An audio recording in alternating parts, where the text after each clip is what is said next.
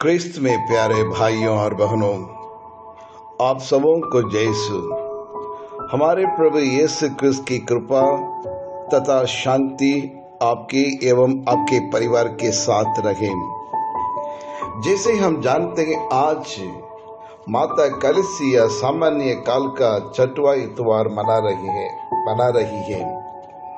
आज के तीनों पाठों का सारांश है वो हम एक नया समाज का निर्माण करें। एक बार हमारे भारत के महाकवि कबीरदास स्नान करने के लिए गंगा नदी गए और नदी में नहा रहे थे। तब वहां 4 ब्राह्मण लोग भी नहाने के लिए और गंगा नदी के तट पर पहुंचे, लेकिन उनके पास नहाने के लिए लोटा नहीं था।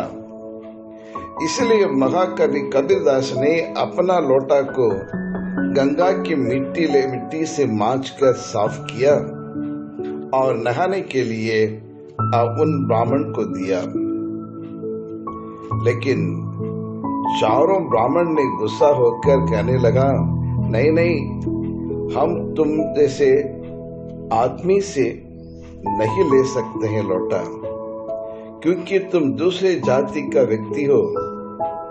और इसलिए उन्होंने उसे इनकार कर दिया।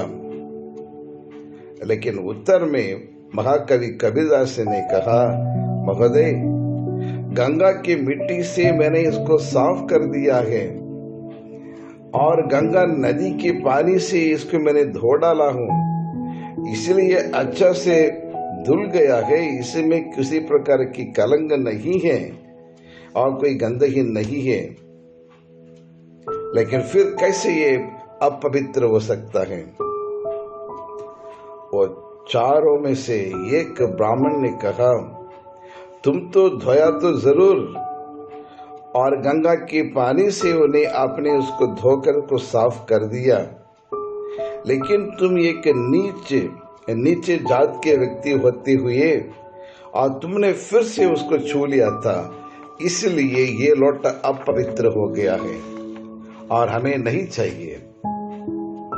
और महाकवि कबीरदास ने तुरंत जवाब देने लगे, महोदय, मुझे क्षमा कीजिए, आपके कहने के अनुसार ये गंगा नदी भी अपवित्र हो गई है, कलंकित हो गई है, क्योंकि मेरे जैसे नीच जाति के व्यक्ति ने इसमें मैंने नहा लिया है।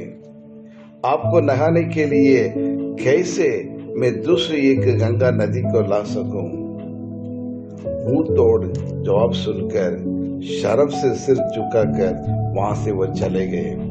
जी हाँ, क्रिस्त में प्यारे भाई और बहनों, जरा हम मनन चिंतन करके देखें, क्या उन ब्राह्मण के समान हम भी आज अनटचेबिलिटी को फॉलो करते हैं, अनटचेबिलिटी को मानते हैं? क्या आज क्रिस्त धर्म में भी इस प्रकार के ज्वाजूद है?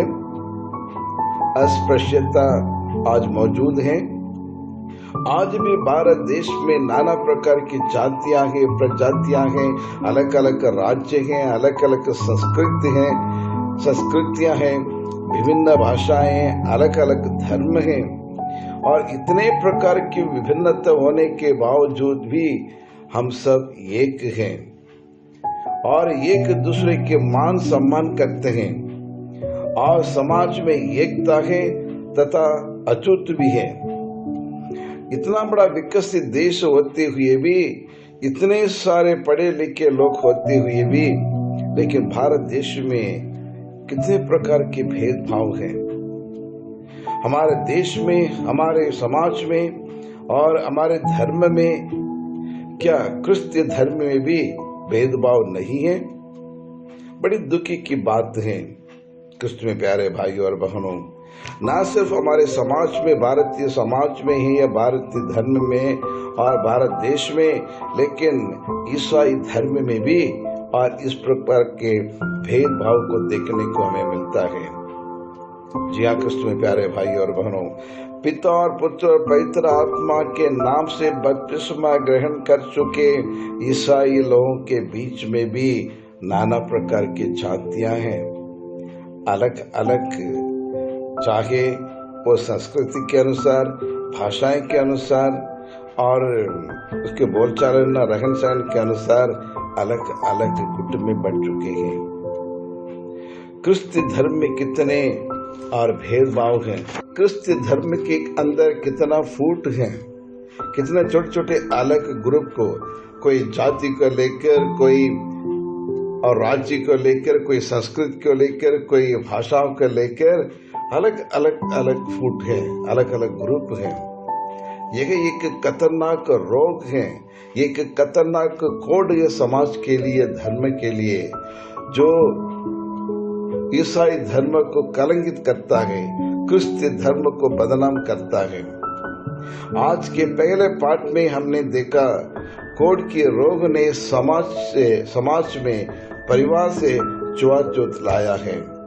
परिणाम कोड़ी को अशुद्ध, अपवित्र, अच्युत करके पूरे परिवार उसे और अलग कर देता है, उसके साथ कोई संबंध नहीं रखता है।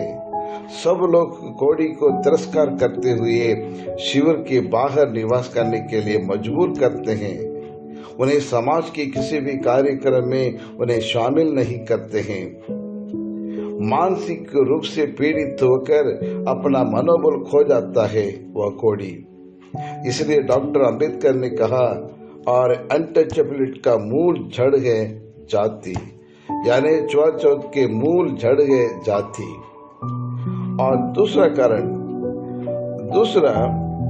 ये कोड की बीमारी का एक खासियत है, वह पूरे शरीर में खुजली पैदा करती है तथा और चमड़े को खाने लगता है। धीरे धीरे उस चमड़े को और खाकर उसको मिटा देता है और शरीर के पूरे नस सिकुड़ जाता है। उसी प्रकार आज के समाज में और आज के धर्म में भी जाति नामक कोड समाज को धीरे धीरे खोखला कर देता है, खा जाता है, उसे कलंकित कर देता है, लोगों को अलग कर देता है, लोगों को अलग अलग ग्रुप में बांट देता है, शरीर के चमड़े को खराब कर देता है और जाति समाज को और अलग कर देता है।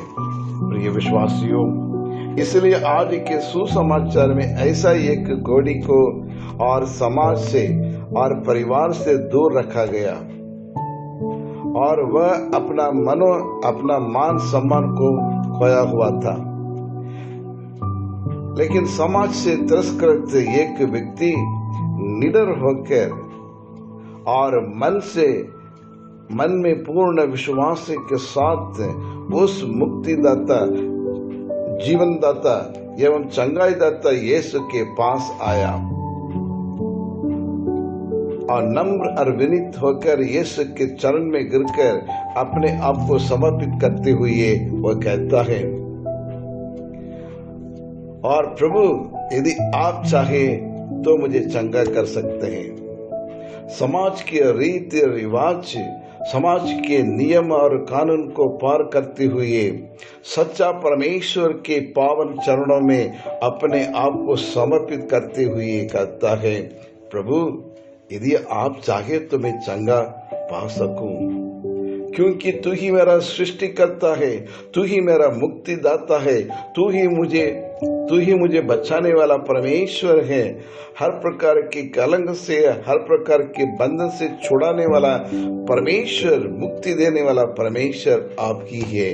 तू ही मेरी चट्टान है, मेरा गढ़ है। प्रभु इस प्रकार मन ही मन प्रार्थना करते हुए प्रभु के पास आया और प्रभु यीशु ने और सुंदर तरीके से उन्हें नवजीवन उन्हें प्रदान किया, उन्हें नया मनुष्य बनाया। खोए हुए हर मान सम्मान को उन्हें वापस उसको लौटाया, खोए हुए इंसानियत को, मानवता को वापस दिलाया। जी हाँ क्रिस्त में प्यारे भाई और बहनों, और मैं भी कहता हूँ, मैंने तुमको मनुष्य बनाया था, आज भी आपको एक इंसान के रूप में मैं स्वीकार करता हूँ और आज से एक पुराना आदमी नहीं, आप एक नया व्यक्ति बन गया, नया मनुष्य बन गया करके, और प्रभु यीशु क्रिस्त और उनके विश्वास के अनुसार उन्हें चंगा कर देते हैं। क्रिस्त में प्यारे भाई और बहनों, क्या आज क्रिस्त धर्म में भी और इस प्रकार की कोढ़ की बीमारी जैसे और बीमारी है जो लोगों को अलग कर देता है, जाति के नाम से, वर्ग के नाम से, या फिर संस्कृति के नाम से, भाषा के नाम से क्या हम कोई भेदभाव करते हैं? क्या एक दूसरे को मान सम्मान देने में और हम ये अनटचेबिलिटी को फॉलो करते हैं? तो आइए मनन चिंतन करके देखिए। ये अनटचेबिलिटी यानी ये छुआछूत अपने आप में एक बीमारी है, वो हमें दूसरों से अलग कर देता है। लेकिन इससे भी बढ़कर मानसिक रूप से कितनी बार और अपने कर्म से, अपने कर्तव्य से, हमारे बोल से दूसरों के मन में ठेस पहुंचा देते हैं, दुख पहुंचा देते हैं। और कई बार हम अपने आप को दूसरों से बड़ा मानते हैं और इसलिए दूसरों के नीचे नजर से और उसको हम देखते हैं। लेकिन प्रभु यीशु क्रिस्त संसार में समानता लेके आए हैं, एकता लेके आए हैं, और हमें से कोई अलग यूनानी नहीं, कोई ग्रीक नहीं, कोई गैर नहीं, सब बराबर है। और एक समानता, इक्वालिटी लाया है हमारे प्रभु यीशु क्रिस्त ने। हम सब, हमारे बीच कोई ना धर्म है, ना जाति के, ना वर्ग के, लेकिन हम सब परमेश्वर के पिता, परमेश्वर के जिन्होंने आकाश और धरती को बनाया है और उनके बच्चे के पुत्र पुत्रियां हैं, प्रभु यीशु के भाई बहन हैं। इसमें कोई भेदभाव नहीं होना चाहिए। एक बार और हरदा जिले के एक बार और भोपाल जिले के और 11 नंबर और उस एरिया से वहां रखने वाले, झुग्गी झोपड़ी में रखने वाले एक संजय मेरे पास आकर कहने लगा, फादर जी, मैंने बच्चों को पढ़ाई के लिए और बच्चों की ऑनलाइन पढ़ाई के लिए बड़ी मेहनत करके मैंने 17,000 का एक मोबाइल खरीद के लाया, लेकिन कुछ दिन के बाद वो चोरी हो गई। मैंने कई लोगों से, आस पड़ोस पे सबसे पूछा, लेकिन कोई जवाब नहीं मिला। अब मोबाइल भी मुझे नहीं मिला, इसलिए मैं निराश होकर आपके पास आया हूँ।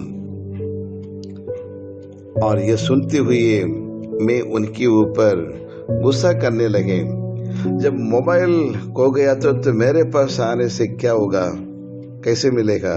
पुलिस स्टेशन में जाकर उसकी कंप्लेंट दर्ज करो और आसपास के और लोगों से पूछताछ करके देखो करके मैंने उसे कहा। और सारी बातें सुनने के बाद और उस संजय ने एक जवाब दिया जिसे सुनकर मैं अचंभे में पड़ गया। और उस संजय ने जवाब में ये कहा, हाँ फादर जी, मोबाइल जो गुम हो चुके हैं दोबारा मिलेगा भी नहीं, ये मैं जानता हूँ। और मोबाइल खोने के बाद मुझे पुलिस स्टेशन में जाकर वहाँ कंप्लेंट दर्ज करना था, और कंप्लेंट दर्ज करने के बावजूद भी वो मिलने वाली नहीं है। लेकिन मैं आपके पास इसलिए आया हूँ, यदि आप प्रभु यीशु के नाम से प्रार्थना करेंगे तो निश्चित रूप से वह मोबाइल और प्रभु यीशु क्रिस्त मुझे दिलाएंगे। मुझे विश्वास है, मैं भले एक हिंदू व्यक्ति हूँ, लेकिन ईश्वर ने, प्रभु यीशु ने मेरे जीवन में कई चमत्कार कर चुके हैं, और इसलिए आज वही भरोसे के साथ आपके पास में आया हूँ। यदि आप यीशु के नाम से प्रार्थना करेंगे और मुझे पक्का वो मोबाइल मुझे मिल जाएगी। अब मेरे रोंगटे खड़े हो गए। अभी मन ही मन में सोचने लगा, क्या मेरा विश्वास कमजोर है या फिर इस संजय का विश्वास कमजोर है? मुझे बहुत दुख हुआ, लेकिन उसके बाद भी मैंने उसके यीशु के नाम से उन्हें प्रार्थना की। और परमेश्वर आपको जैसे आप विश्वास करते हैं, जिस प्रकार प्रभु यीशु ने उस कोढ़ी के विश्वास को देखकर तुम्हारा विश्वास ने तुम्हें चंगा किया करके प्रभु ने और यह आशीर्वाद दिया, उसी प्रकार मैंने तुम्हारा विश्वास निश्चित रूप से कोई फल लाएगा करके मैंने उनके लिए प्रार्थना की और उन्हें घर भेजा। दूसरे दिन सुबह मुझे फोन करके और परमेश्वर को धन्यवाद देने लगा वो व्यक्ति। फजर या रात को 12 बजे किसी ने लाके उस मोबाइल को मेरे बिस्तर में बेड में डाल के चला गया करके और उन्हें एक सुबह संदेश मुझे देकर ईश्वर की आराधना करने लगे, स्तुति करने लगे। जी हाँ, क्रिस्त में प्यारे भाइयों और बहनों, एक ही ईसाई होते हुए, एक पुरोहित होते हुए भी मेरे विश्वास उतना मजबूत नहीं है जितने वो हिंदू होते हुए, हिंदू व्यक्ति होते हुए भी उन प्रभु यीशु के प्रति उनका विश्वास बहुत दृढ़ था। जी हाँ, क्रिस्त में प्यारे भाई और बहनों, यदि इसी प्रकार यदि हम परमेश्वर के पास यदि आए, हम प्रभु यीशु के पास पूर्ण विश्वास के साथ आएंगे या मांगेंगे, निश्चित रूप से प्रभु हमें देने के लिए तैयार है। इसलिए प्रभु यीशु ने सन्मार्ग के सुसमाचार अध्याय 11:24 में कहते हैं, जो भी तुम प्रार्थना में मांगोगे और विश्वास करो वह तुम्हें मिल गया है और वही तुमको मिलेगा। जी हाँ, क्रिस्त में प्यारे भाई और बहनों, उस कोढ़ी के समान पूर्ण विश्वास के साथ प्रभु के पास आए और प्रभु से चंगाई पा सके। सारी समस्या को प्रभु यीशु के चरणों में हम समर्पित करें तो निश्चित रूप से प्रभु हमारी सारी समस्याओं को समाधान हमें प्रदान करेंगे। हम प्रार्थना करें। हे पिता परमेश्वर, हम आपको धन्यवाद देते हैं प्रभु, क्योंकि सर्वशक्तिमान ईश्वर तू ही है। तू ही हमारी चट्टान है, हमारा गढ़ है, हमारा डाल है प्रभु। हमें बचाने वाला परमेश्वर तू ही है प्रभु। सदैव आप हमें अपने आंखों की पुतली की तरह संभालने वाला परमेश्वर है। इसलिए पूरे हृदय से, तन मन से हम आपको धन्यवाद देते हैं, तेरी आराधना करते हैं, तेरी सुमिरन करते हैं प्रभु। हम आपसे आशीष मांगते हैं प्रभु, आने वाले समय में भी हर दिन आपके वचन पर विश्वास करते हुए सदा सर्वदा आपके पास, आपके सानिध्य में निवास करने के लिए हम कोशिश करें प्रभु। हमारी सारी गलतियों को और गुनाहों को क्षमा करते हुए अपनी पवित्र लहू से हमें धो डालें प्रभु, ताकि हम शुद्ध मन से, शुद्ध और पवित्र हृदय पाक सके प्रभु, तेरे पवित्र हृदय के प्रेम को अनुभव कर सके। यही प्रार्थना हम करते हैं हमारे प्रभु यीशु क्रिस्त के द्वारा, आमीन।